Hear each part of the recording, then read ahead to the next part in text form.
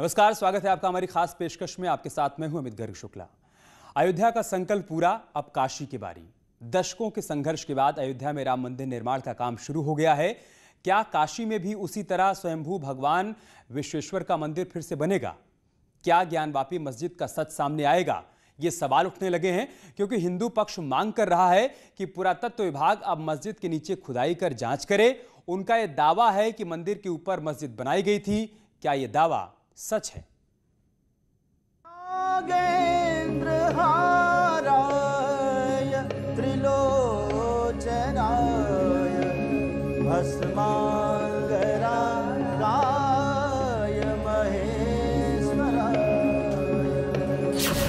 शिव की शांत काशी में नई हलचल।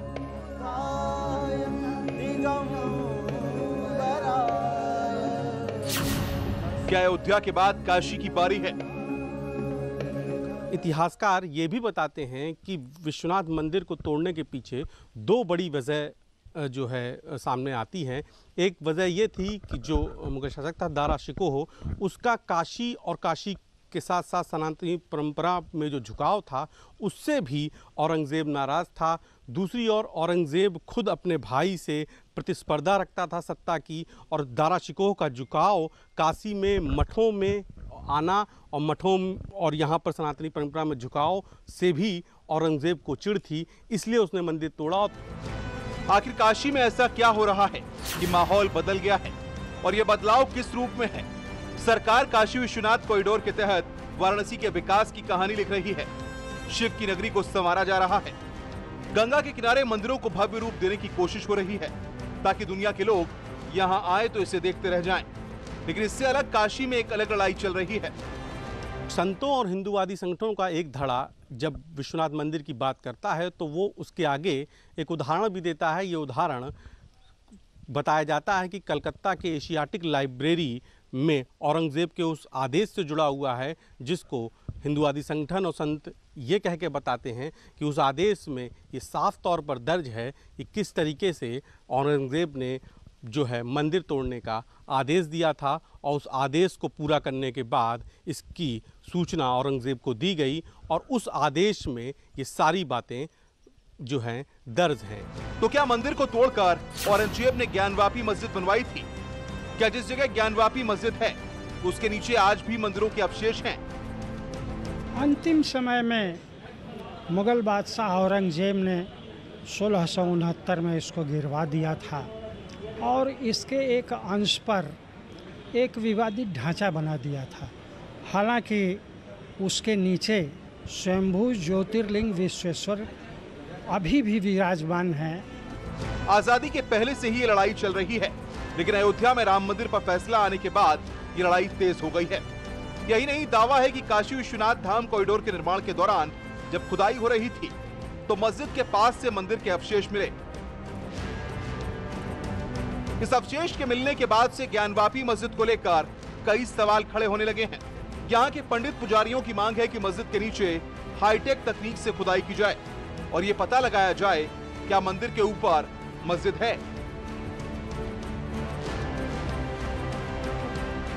वादी पक्ष के तरफ से प्रार्थना पत्र दिया गया है कि इसकी राडार तकनीक से पुरातात्विक सर्वेक्षण पुरातत्व विभाग भारत सरकार और उत्तर प्रदेश सरकार के द्वारा कराई जाए, और इसकी खुदाई करा करके ये पुरातात्विक साक्ष्य यहाँ के जो है वो निकाल करके और उस पर रिपोर्ट अपनी दी जाए कि जैसा हिंदू कह रहे हैं कि यहाँ पहले से मंदिर था या नहीं था, इसके बारे में अपनी वो पुरातात्विक आख्या दे दें ताकि न्यायालय में वह साक्ष्य बन सके और साक्ष्य के आधार पर इस मुकदमे का अंतिम निस्तारण हो जाए। जिस तरह से राम मंदिर के लिए दशकों तक कोर्ट में लड़ाइयां लड़ी गई, वैसे ही काशी में ज्ञानवापी मस्जिद का भविष्य भी कोर्ट में है। हिंदू पक्ष की मांग है कि विवादित क्षेत्र स्वयंभू विश्वेश्वर का ही अंश है, इसलिए ये इलाका हिंदुओं को सौंप दिया जाए।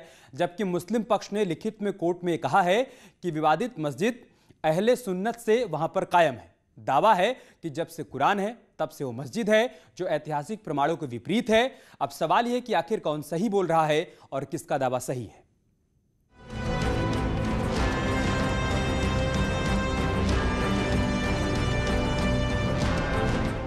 ये है ज्ञानवापी मस्जिद।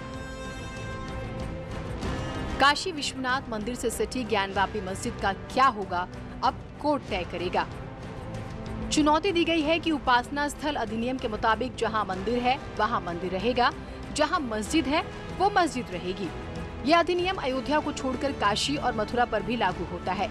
मस्जिद पक्ष चाहता है कि आजादी के बाद से जो स्थिति है वही बनी रहे।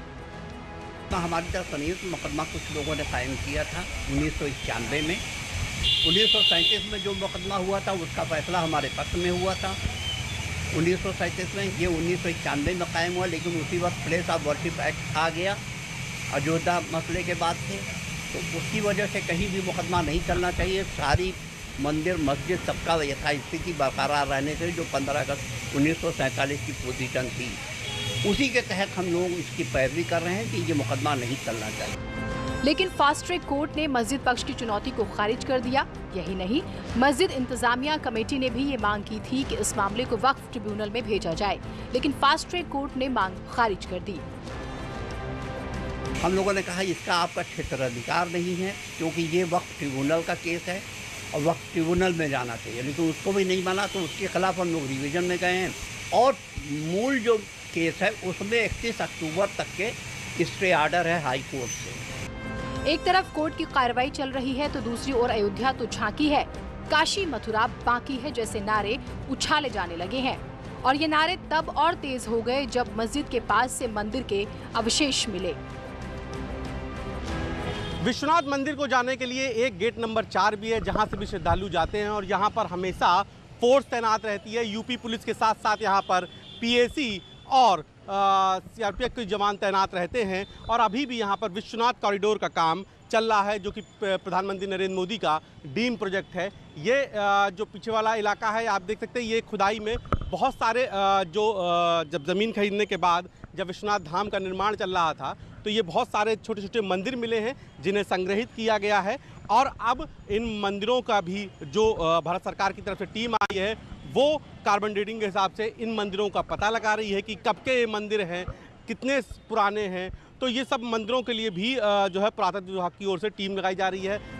काशी विश्वनाथ मंदिर और ज्ञानवापी मस्जिद से जुड़ा विवाद सदियों पुराना है।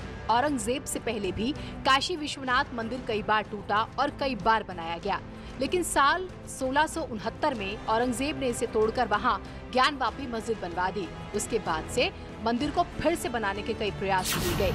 आखिरकार साल 1780 में अहिल्याबाई होलकर ने मस्जिद के पास एक मंदिर का निर्माण करवाया, और यही आज काशी विश्वनाथ मंदिर कहलाता है। आप देख सकते हैं कि ये मस्जिद बिल्कुल काशी विश्वनाथ मंदिर के पास बनी है। उस मंदिर के तोड़ने की जो कॉपी है वो जा करके करीब 1835 में हम देखते हैं कि यहाँ पर बनारस में एक टकसाल का जो मुखिया था, उसका नाम था जेम्स प्रिंसेप। उसने 1835 में उस समय का मैप बनाया है और उसमें ज्ञानवापी मस्जिद का पूरा जो मंदिर है उसका पूरा मैप बनाया है, जो आज भी उपलब्ध है। तो उससे एकदम साफ दिखाई देता है कि किस तरह से यह विश्वनाथ मंदिर जो है यहाँ पर तोड़ा गया। आज भी जो ज्ञानवापी का जो स्ट्रक्चर है जो बताता है कि ये स्ट्रक्चर पहले का मंदिर था, क्योंकि पूरा का पूरा जैसे लगता है किसी मंदिर को ऊपर से ध्वस्त करके उसके ऊपर गुंबद बैठा दिया गया हो। ये वही नक्शा है जिसे जेम्स प्रिंस ने 1835 में तैयार किया था। इसमें ज्ञानवापी मस्जिद को दिखाया गया। ऐसा लग रहा है जैसे मंदिर के ऊपर मस्जिद का गुंबद बना दिया गया है। मस्जिद जिस ढांचे पर खड़ी है वो मंदिर का है। इतिहासकार ये भी बताते हैं कि विश्वनाथ मंदिर को तोड़ने के पीछे दो बड़ी वजह जो है सामने आती हैं। एक वजह ये थी कि जो मुगल शासक था दारा शिकोह, उसका काशी और काशी के साथ साथ सनातनी परंपरा में जो झुकाव था उससे भी औरंगज़ेब नाराज़ था। दूसरी ओर औरंगज़ेब खुद अपने भाई से प्रतिस्पर्धा रखता था सत्ता की, और दारा शिकोह का झुकाव काशी में मठों में आना और मठों और यहाँ पर सनातनी परंपरा में झुकाव से भी औरंगज़ेब को चिढ़ थी, इसलिए उसने मंदिर तोड़ा। साल 1991 में मंदिर पर मस्जिद होने का आरोप लगाते हुए काशी के 3 लोगों ने मुकदमा दाखिल किया। इस मुकदमे के चौथे वादी स्वयंभू भगवान विश्वेश्वर हैं, जिनकी ओर से एडवोकेट विजय शंकर रस्तोगी पैरवी करते हैं।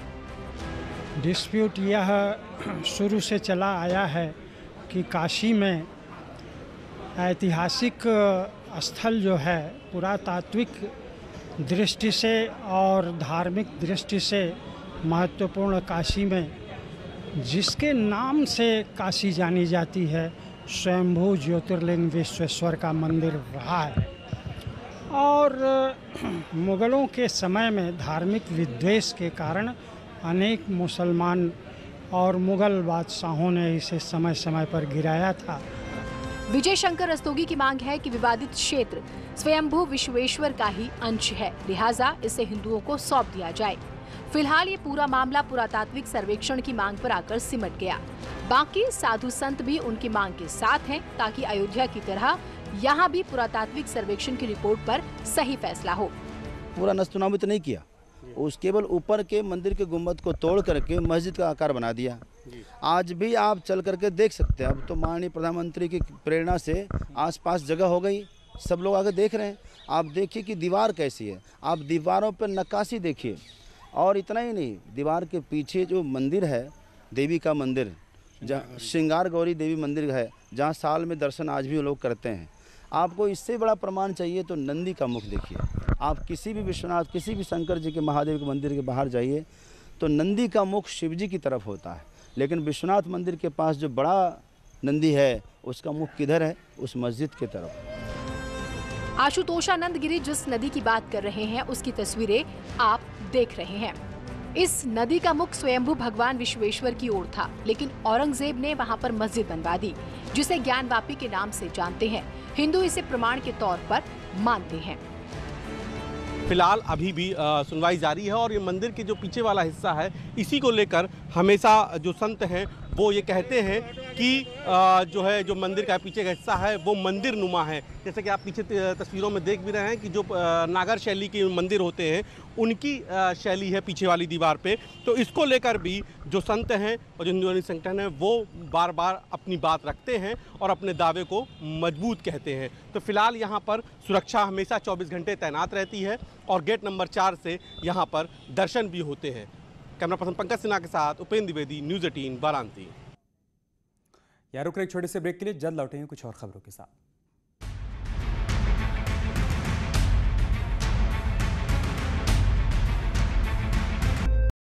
जनता है लॉकडाउन, पर उनकी आवाज बनकर कोरोना से जुड़ा हर मुद्दा उठाते रहेंगे। भैया जी हैं, पहचान गए आप?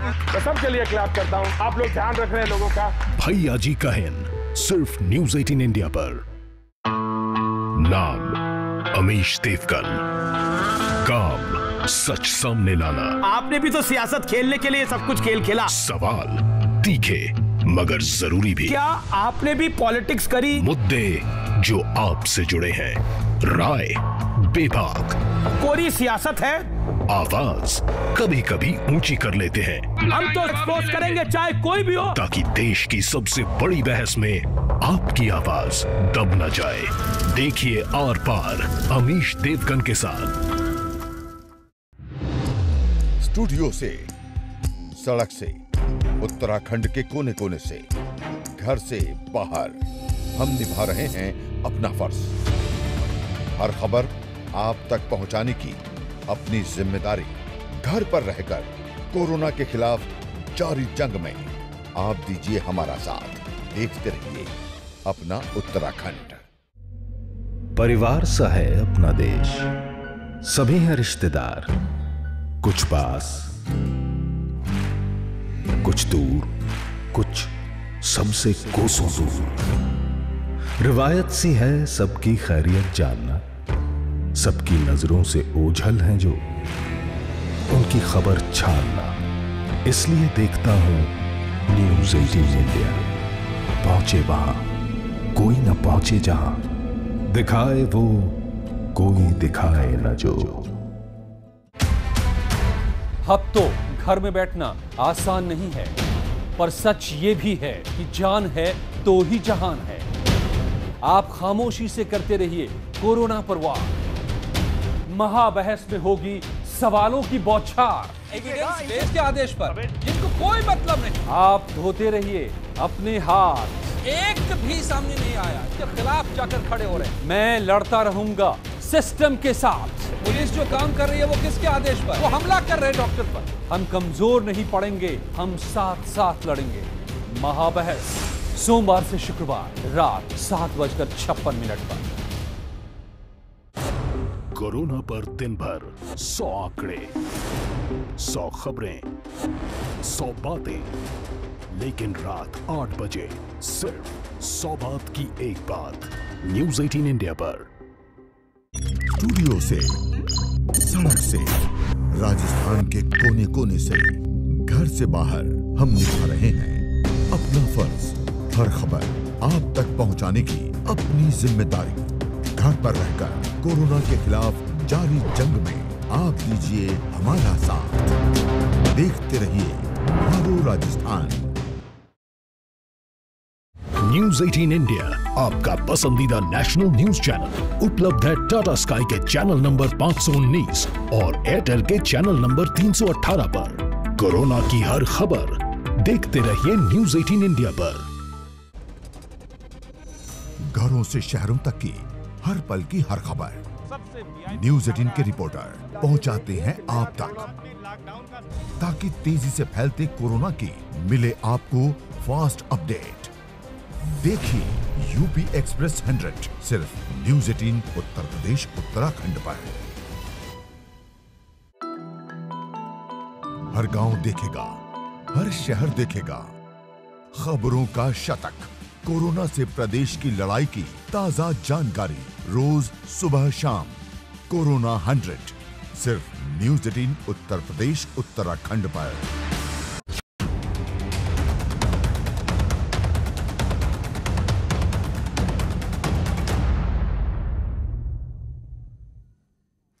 और बात करते एक बड़ी खबर की। कानपुर मंडल के कमिश्नर के पीए देवेश द्विवेदी का एक ऑडियो वायरल हो रहा है। ऑडियो में पीए देवेश एसडीएम नरवल रिजवान शाहिद को धमकी दे रहे हैं। दरअसल कमिश्नर के पीए देवेश द्विवेदी के भतीजे यानी कि लेखपाल प्रभांशु द्विवेदी को घूसखोरी के आरोप में एसडीएम ने निलंबित कर दिया था और इसी निलंबन पर कमिश्नर के पीए देवेश भड़क उठे और एसडीएम को धमकी देने लगे। कमिश्नर के पीए की एसडीएम को धमकी सामने आई है। देवेश द्विवेदी धमकी दे रहे हैं, कह रहे हैं कि मेरा भतीजा है तो थोड़ा कंसीडर तो करना चाहिए। नरवल रिजवान का जवाब आया है। उनका कहना है कि हमें क्या पता, आपका भतीजा है, हमारे पास जांच की रिपोर्ट आई थी लिहाजा मैंने कार्रवाई की। आइए आपको सुनाते हैं ऑडियो में क्या कुछ है। थोड़ा हमारा भतीजा तो उसको थोड़ा कंसीडर तो करना चाहिए आपको। हमें क्या पता भैया, आपका भतीजा है, हमारे पास तो जांच रिपोर्ट आई, जो जांच में मुझे लगा वो मैंने कल उसका आदेश कर दिया विभागीय कार्रवाई के। निलंबित भी किया? हाँ निलंबित भी किया है।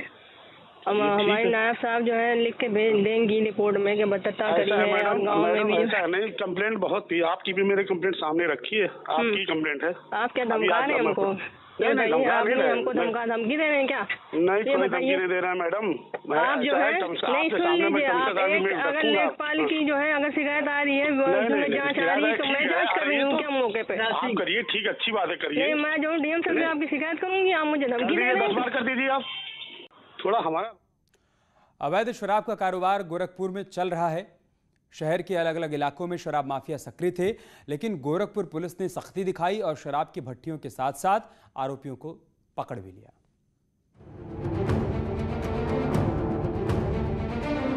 गोरखपुर पुलिस ने शराब का अवैध कारोबार चलाने वालों पर शिकंजा कसा है।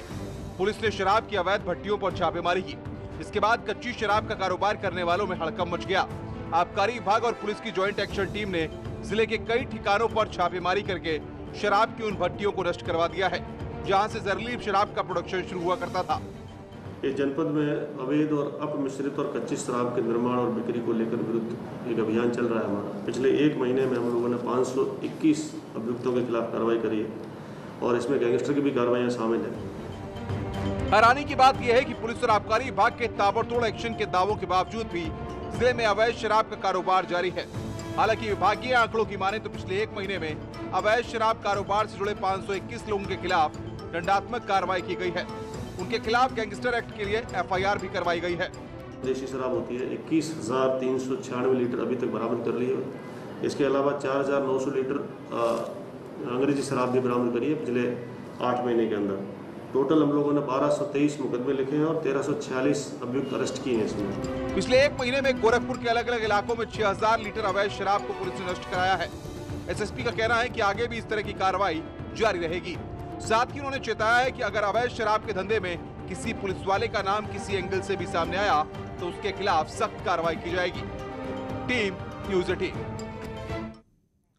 और चलिए इसके साथ इस बुलेटिन में इतना ही। खबरें जारी हैं, आप बने रहिए हमारे साथ। नमस्कार।